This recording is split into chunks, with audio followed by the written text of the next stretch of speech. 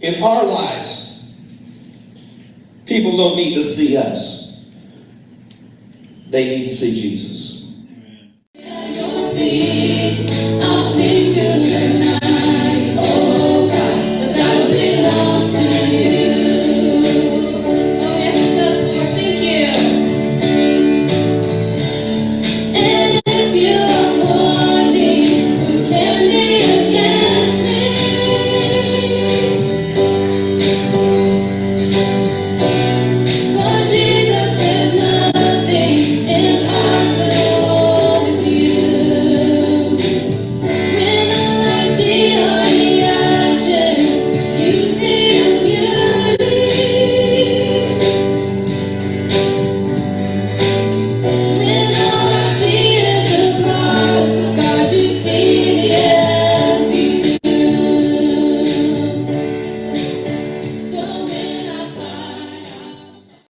The testimony of God with lofty speech or wisdom. Now, in Corinth, in Greek society, they were known for great orators, smooth talking, well-groomed and polished speakers.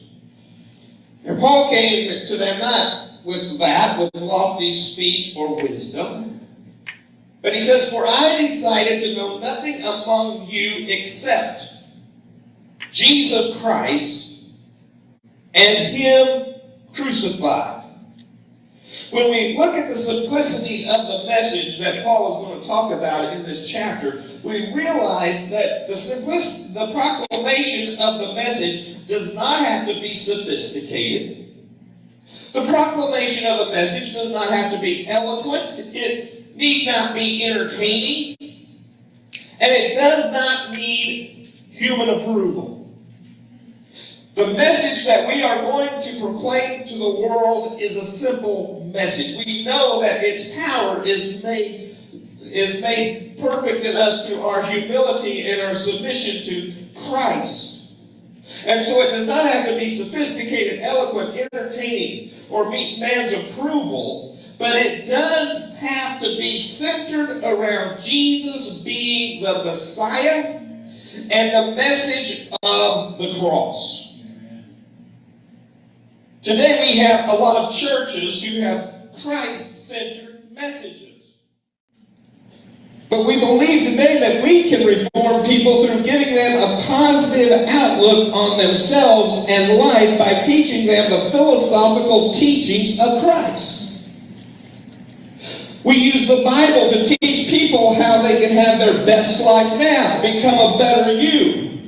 Titles like The Power of I Am and How to Bless Yourself are just a few of the titles on the bookshelves of American bookstores today.